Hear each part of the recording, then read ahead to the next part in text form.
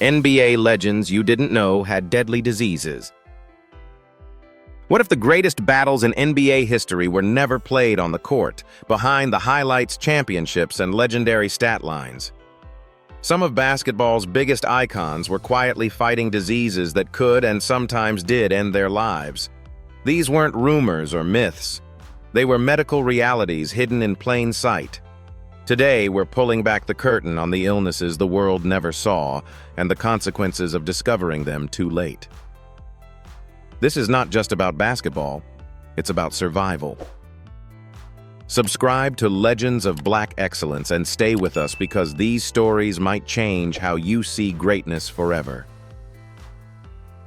The comeback that medicine made possible. Alonzo Mourning. Alonzo Mourning built his reputation on intimidation and resilience.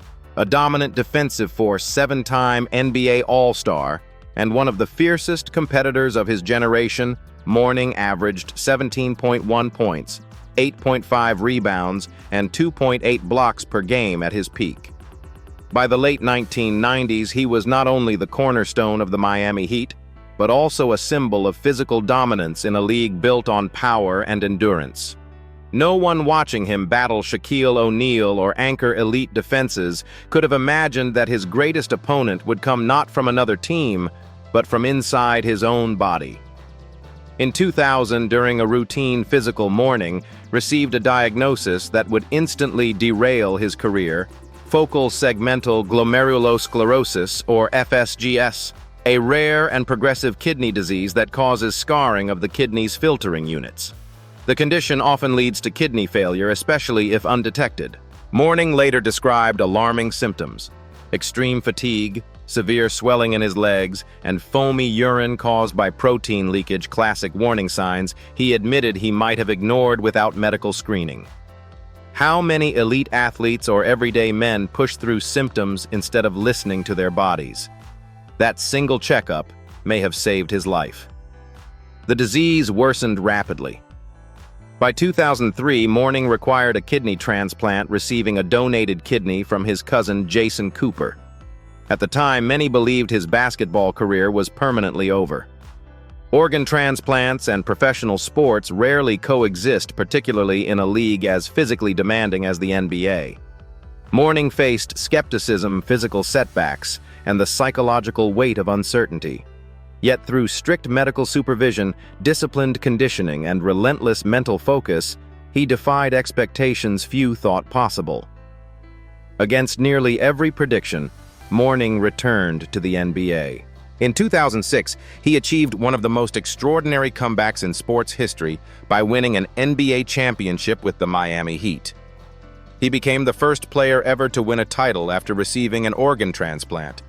Though no longer the dominant scorer of his youth, his leadership, defense, and emotional presence were invaluable. His return redefined what recovery, resilience, and medical possibility could look like at the highest level of sport. Mourning's health battles did not end there. Years later, he was diagnosed with prostate cancer, discovered early through routine screening, despite having no obvious symptoms. Successful treatment followed, and today he remains cancer-free.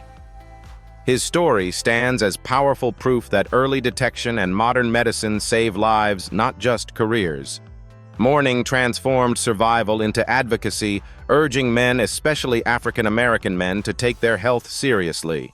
His greatest victory wasn't a block or a ring, it was choosing to listen, act early, and live.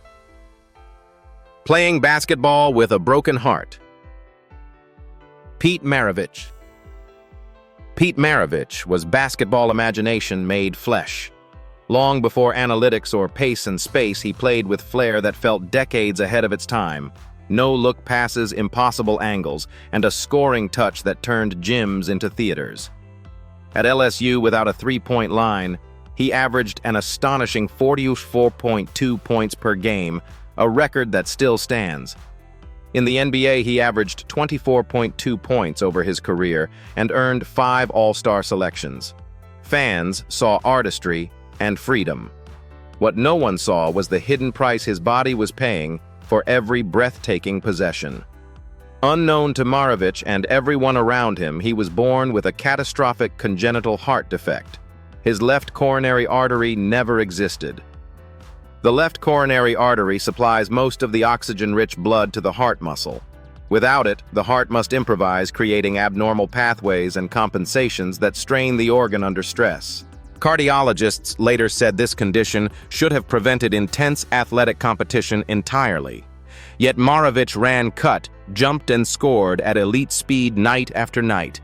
For years, there were whispers, fatigue, occasional discomfort, and early retirement at age 31, but nothing that clearly signaled the danger beneath the surface. Medical imaging at the time simply wasn't advanced enough to detect such a rare anomaly unless doctors were specifically looking for it. Maravich transitioned into life after basketball coaching and staying active, unaware that his heart had been surviving on borrowed time. The public story framed him as a tragic talent cut short by injuries and circumstance. The medical truth remained hidden. On January 5, 1988, while playing a casual pickup game in Pasadena, California, Pete Maravich collapsed and died of a sudden heart attack at just 40 years old. Only during the autopsy did doctors uncover the shocking reality, the complete absence of his left coronary artery. Medical experts later described his life and especially his professional career as a biological miracle. His heart had compensated in ways so extreme that simply reaching adulthood was unlikely, let alone becoming one of basketball's most creative geniuses. Today, Maravich stands as a haunting symbol of brilliance sustained by biology's narrowest margin. His story isn't about recklessness or neglect. It's about an era before modern cardiac screening and advanced imaging could protect athletes from invisible threats. Pete Maravich didn't just redefine how basketball could be played, he unknowingly demonstrated how far the human body can stretch before it breaks. His legacy forces us to confront a sobering truth. Sometimes, greatness survives not because the body is perfect, but because it somehow impossibly holds together just long enough to leave history behind. Collapsed on court at 27. Reggie Lewis. Reggie Lewis was supposed to carry the Boston Celtics into a new era. At 6'7" with a smooth shooting stroke and elite defense, he had become the team's captain and first option by the early 1990s. In the 1992-93 season, Lewis averaged 20.8 points per game, earned his first All-Star selection, and was widely viewed as the heir to Larry Bird. To fans, he embodied youth, health, and limitless potential, the very image of an athlete whose best years were still ahead. That image shattered on April 29, 1993, during a playoff game against the Charlotte Hornets. Late in the first quarter, Lewis suddenly collapsed on the court. He was revived and taken to the hospital, where doctors identified a serious heart condition. Medical evaluations later pointed to hypertrophic cardiomyopathy (HCM), a genetic disease in which the heart muscle thickens abnormally, restricting blood flow and dramatically increasing the risk of sudden cardiac arrest, especially during intense physical exertion. HCM is now recognized as one of the leading causes of sudden death in young athletes, but at the time, screening protocols were inconsistent and often insufficient. The weeks that followed were marked by confusion and controversy. Some physicians advised Lewis to retire immediately, warning that returning to professional basketball could be fatal. Others believed his condition could be managed. Public speculation spiraled, fueled by misinformation and irresponsible rumors, including unfounded claims about substance use, claims that were later conclusively disproven. On July 27, 1993, just 3 months after collapsing on the court, Reggie Lewis died during an off-season workout at Brandeis University. He was 27 years old. The final autopsy confirmed that his death was caused by a cardiac arrhythmia linked to his underlying heart disease. Toxicology reports ruled out drugs, entirely ending speculation and leaving only grief, anger, and unanswered questions.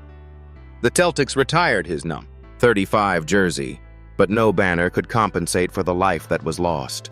Lewis's death became a turning point for professional sports.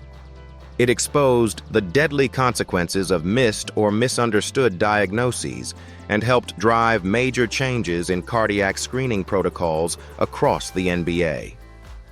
Over time, more rigorous heart evaluations, echocardiograms, and long-term monitoring became standard for players. Reggie Lewis did not live to see those reforms, but his legacy endures in every life they protect. His story is a sobering reminder that talent does not grant immunity and that early, accurate medical intervention can be the difference between a long career and a life cut tragically short. When Giants' hearts finally gave out. Wilt Chamberlain. Wilt Chamberlain remains the most physically overwhelming force the NBA has ever seen. Standing over 7 feet tall with extraordinary speed and strength, Chamberlain rewrote what was thought humanly possible on a basketball court. He averaged 30.1 points and 22.9 rebounds per game over his career, scored 100 points in a single game, won 4 MVP awards, and forced the league to change rules simply to keep competition fair. To fans and opponents alike, Wilt seemed indestructible, less a man than a force of nature immune to the limits that constrained everyone else. Yet even giants carry vulnerabilities no scoreboard can measure. In his later years, Chamberlain began experiencing persistent health issues linked to his heart. Medical reports following his death revealed that he suffered from congestive heart failure, a condition in which the heart can no longer pump blood efficiently enough to meet the body's needs. Contributing to this decline was myocarditis, an inflammation of the heart muscle that doctors believe may have stemmed from an untreated infection. In a body as massive as Chamberlain's, the heart was forced to work under extraordinary strain day after day, year after year, long after his playing days ended. What made his decline so shocking was how quietly it unfolded. In the months leading up to his death, Chamberlain reportedly lost nearly 50 pounds, a dramatic and alarming change for a man once synonymous with physical dominance. Friends and family noticed fatigue, irregular heart rhythms, and visible deterioration. Despite these warning signs, Wilt, known for his pride, independence, and distrust of prolonged medical intervention, was reluctant to pursue aggressive treatment. On October 12, 1999, Wilt Chamberlain died at the age of 63 at his home in California. The official cause of death was congestive heart failure. For many fans, the news felt surreal. How could someone so strong, so dominant, so seemingly beyond normal biology be taken down by a failing heart? The answer lies in an uncomfortable truth. Extreme size and lifelong physical strain can become long-term cardiovascular risk factors, even for elite athletes. Chamberlain's story reframes his legacy in a sobering light. His greatness was real, his records eternal, but his heart was still human. His death stands as a reminder that physical superiority does not guarantee internal resilience. For aging athletes and everyday men alike, Wilt Chamberlain's final chapter underscores the importance of listening to warning signs, respecting medical advice, and recognizing that strength without care can quietly turn into vulnerability. Even the greatest giant the game has ever known was not immortal. Moses Malone. Moses Malone was never built on flash. He was built on force endurance and relentless will. Nicknamed the chairman of the boards, Malone dominated the paint through sheer physical punishment, averaging 20.3 points and 12.3 rebounds per game over a 19-year NBA career. A 3-time MVP, 13-time All-Star, and the driving force behind the Philadelphia 76ers' 1983 championship, Malone embodied blue-collar greatness. Night after night, he battled larger bodies, absorbed contact, and imposed his will in an era when centers paid a heavy physical price. That price did not disappear when the cheering stopped. Years after retirement, Malone quietly developed hypertensive and atherosclerotic cardiovascular disease, a dangerous combination of chronic high blood pressure and plaque buildup in the arteries. These conditions strain the heart over time, reducing blood flow and increasing the risk of fatal cardiac events. Unlike sudden collapses on the court, this damage worked slowly and visibly, often without dramatic symptoms. For former athletes who spent decades pushing their bodies beyond normal limits, cardiovascular disease can become a delayed consequence of a life spent at full throttle. On September 13, 2015, Moses Malone was found dead in a hotel room in Norfolk, Virginia. He was 60 years old. The autopsy confirmed heart disease as the cause of death. The news stunned the basketball world not only because of who Malone was, but because his death came just months after fellow former center Darryl Dawkins had also died from heart-related issues. Two dominant big men, both gone too soon, both victims of conditions that often progress silently after retirement. Malone's passing exposed a troubling gap in professional sports. What happens to athletes after the final whistle? During their careers, players are monitored constantly. After retirement, many lose structured medical oversight just as long-term risks begin to surface. In response to Malone's death, the National Basketball Players Association, NBPA, expanded its health initiatives for retired players, offering free cardiovascular screenings, preventive care, and long-term medical support. These programs would later prove life-saving, identifying serious conditions in other former players before it was too late. Moses Malone's legacy now extends beyond championships and MVP trophies. His death became a catalyst for change, forcing the league to confront an uncomfortable reality. Elite performance does not erase long-term health consequences. The heart remembers every year of strain, every collision, every season played through pain. Malone was a giant on the court, but his story reminds us that even giants need protection after the spotlight fades. In that sense, his final contribution to the game may not have been a rebound or a ring, but a reform that continues to save lives long after his own was lost. Cancer doesn't care who you are. Paul Westphal. Paul Westphal lived a basketball life defined by intelligence, precision, and composure. As a player, he was a five-time NBA All-Star and a central figure in the Phoenix Suns' unforgettable run to the 1976 NBA Finals. As a coach, he earned respect for his tactical mind and calm leadership, guiding teams with the same discipline that once defined his game on the court. Westphal represented a generation of players whose success came not from sheer physical dominance, but from basketball IQ preparation and adaptability qualities that suggested a long, stable life beyond the hardwood. That illusion of control shattered in August 2020 when Westphal revealed he had been diagnosed with glioblastoma, one of the most aggressive and lethal forms of brain cancer known to medicine. Glioblastoma grows rapidly, infiltrates surrounding brain tissue, and is notoriously resistant to treatment. Even with surgery, radiation, and chemotherapy, median survival is often measured in months rather than years. For a man whose career revolved around strategy and foresight, the diagnosis represented a cruel paradox. This was a disease that offered very little room for planning or negotiation.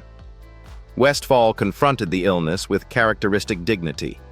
He underwent surgery and followed medical recommendations, but glioblastoma is relentless.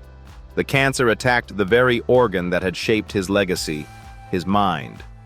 Unlike injuries or illnesses that offer warning signs, brain cancer often emerges silently, revealing itself only after it has already advanced.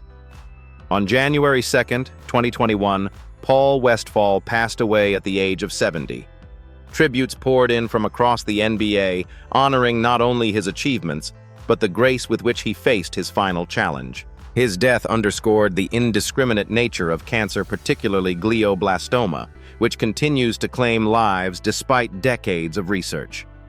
Westphal's story serves as a sobering reminder that even those who live thoughtfully, train professionally, and age responsibly remain vulnerable. In the end, his legacy is twofold: a respected basketball mind, whose influence endures, and a stark symbol of why continued investment in cancer research matters. Cancer did not care who Paul Westphal was. but his life reminds us why fighting it still matters. Bill Walton. Bill Walton was never a conventional basketball story. Brilliant, fragile, outspoken, and deeply human, Walton reached heights few ever touch. As the heart of the Portland Trail Blazers, he led the franchise to its only NBA championship in 1977 and won league MVP honors in 1978. At UCLA under John Wooden, he captured 3 national titles and authored one of the most dominant college careers in history.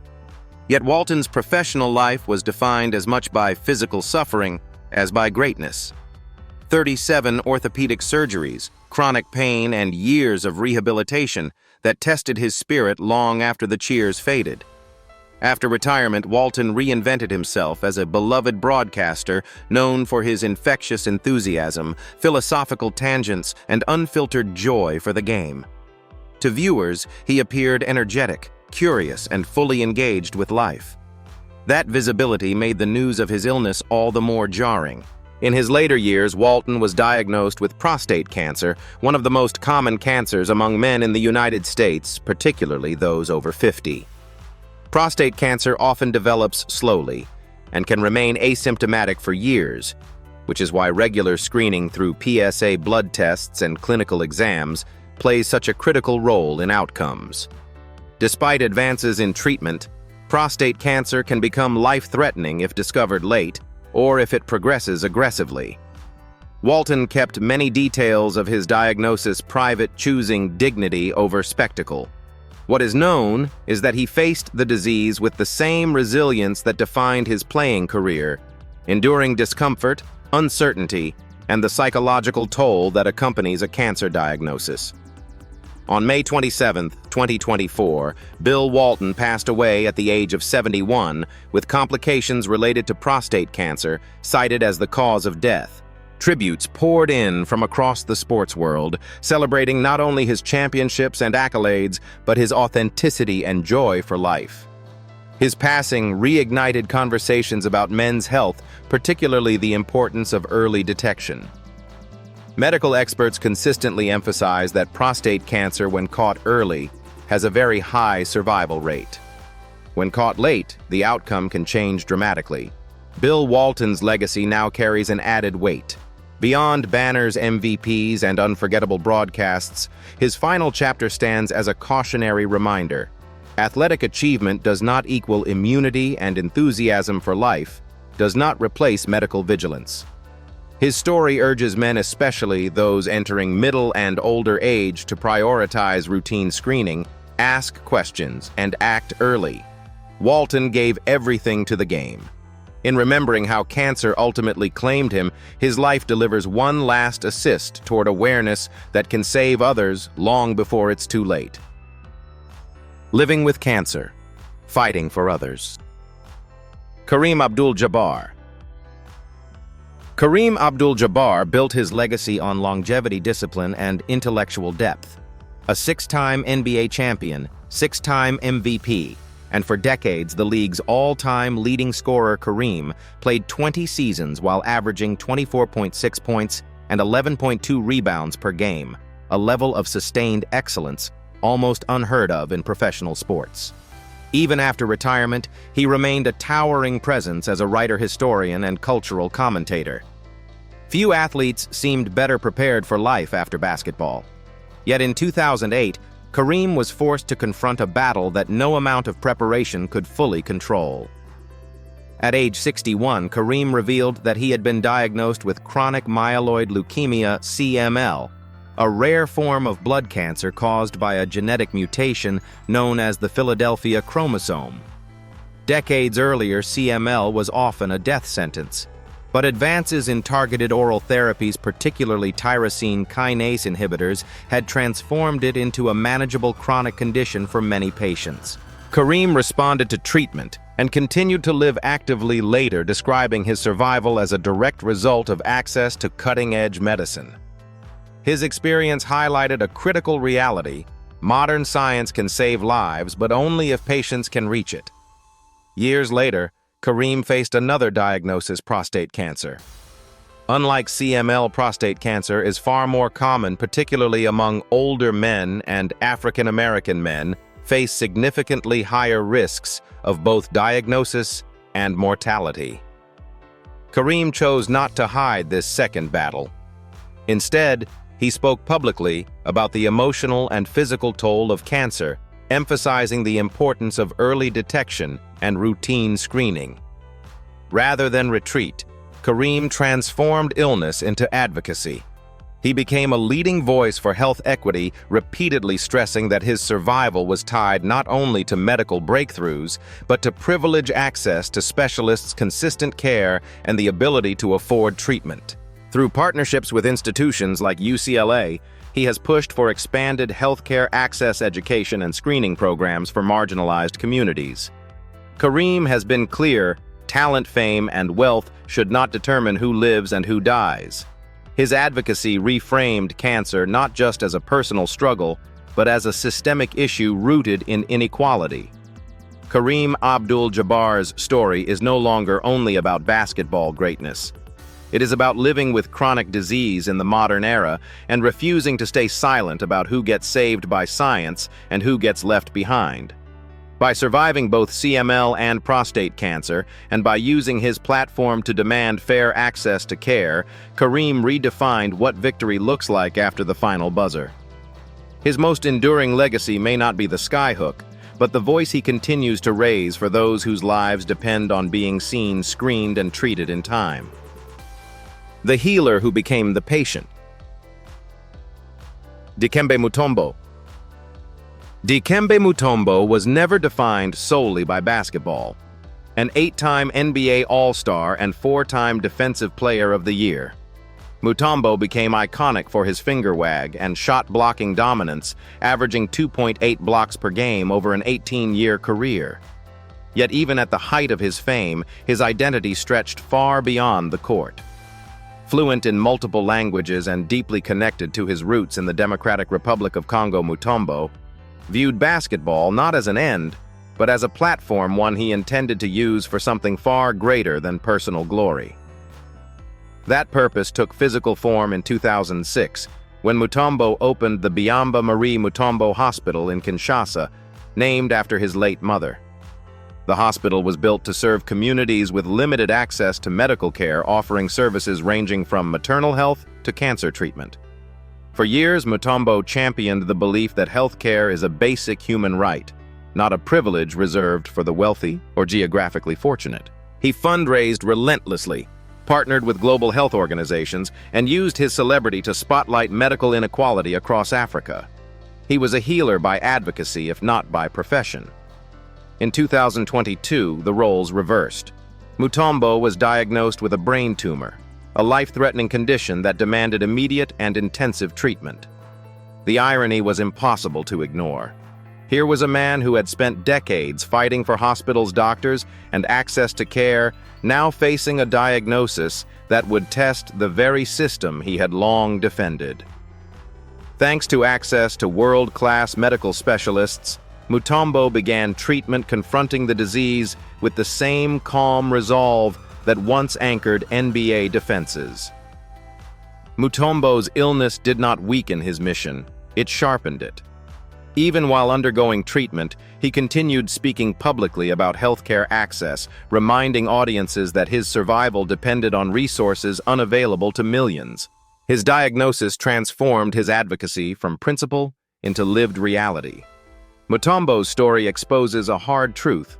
Modern medicine can perform miracles, but only for those who can reach it.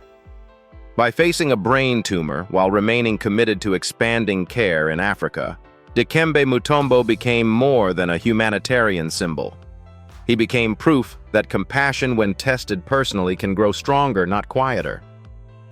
A second life through a new heart. Nate Archibald. Nate Archibald was never supposed to dominate a league of giants. At just 6'1", tiny Archibald relied on speed, skill, and an iron will to carve out a Hall of Fame career.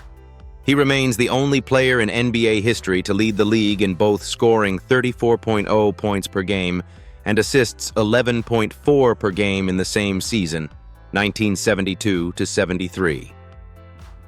For years, his heart powered fast breaks, fearless drives, and historic endurance. Long after retirement, however, that same heart would become his greatest vulnerability. Decades later, Archibald began experiencing symptoms that were subtle but troubling: fatigue, shortness of breath, and declining stamina. Doctors eventually diagnosed him with amyloidosis, a rare and often fatal disease in which abnormal proteins build up in organs, including the heart. Cardiac amyloidosis stiffens the heart muscle, preventing it from filling and pumping properly.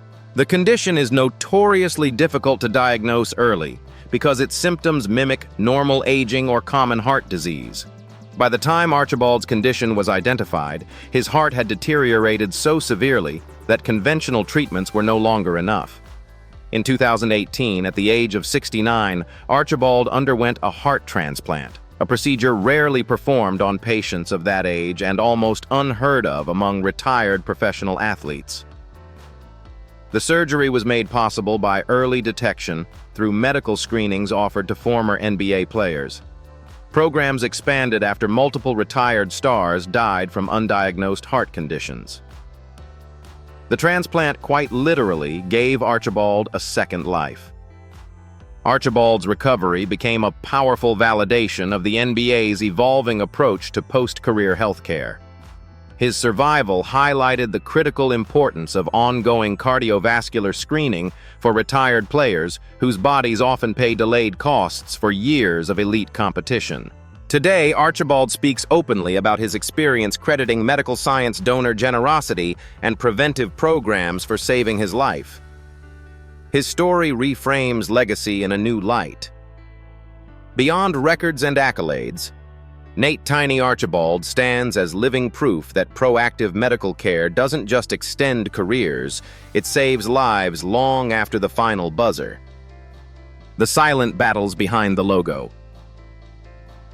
Jerry West. Jerry West looked like the embodiment of control. Mr. Clutch averaged 27.0 points per game, earned 14 All-Star selections, won an NBA championship in 1972, and became the silhouette behind the league's most recognizable logo. Yet behind the precision and competitive fire, West lived for more than 3 decades with atrial fibrillation, a chronic heart rhythm disorder that can cause fatigue, dizziness, blood clots, stroke, and heart failure. Unlike dramatic collapses, atrial fibrillation often lingers, managed, monitored, and endured quietly, shaping daily life while demanding constant vigilance. The physical condition intersected with a deeper struggle. West spent much of his life battling depression and anxiety challenges he later described with remarkable honesty. During his playing era, mental health was rarely acknowledged, let alone treated. Toughness was expected, silence rewarded. West internalized that culture, pushing through pressure while feeling persistently dissatisfied and restless, even amid acclaim. In later years, West chose candor over concealment. He spoke openly about therapy, medication, and the importance of recognizing mental illness as real and treatable, especially within professional sports. His willingness to connect cardiovascular disease with mental health was ahead of its time. Chronic heart conditions can amplify anxiety. Anxiety can worsen cardiac symptoms. West's story illustrated that health is not siloed, mind and heart move together. By naming his struggles, he challenged a long-standing taboo and gave younger athletes language to describe their own experiences without shame. On June 12, 2024, Jerry West died at 86 with atrial fibrillation listed among contributing factors. Tributes celebrated his basketball genius, but his most enduring contribution may be cultural. West helped open the door to honest conversations about mental health in the NBA, reframing vulnerability as responsibility rather than weakness. His life reminds us that some enemies do not strike once they persist, negotiate, and demand lifelong care. By confronting them publicly, Jerry West didn't just leave a logo behind. He left a blueprint for acknowledging invisible battles and treating health as the whole person, not just the body that performs. These stories reveal a truth we rarely confront. Greatness does not protect anyone from biology, silence, or neglect. From undiagnosed heart conditions to cancers discovered too late, NBA legends paid a price that fans never saw. Medicine has advanced, awareness has grown, but has our culture truly changed? Do we celebrate resilience only after tragedy, or are we finally learning to value prevention, honesty, and long-term care while athletes are still alive? At Legends of Black Excellence, we ask the uncomfortable questions. If even legends can fall quietly, what responsibility do leagues, communities, and fans share in protecting those who give us everything?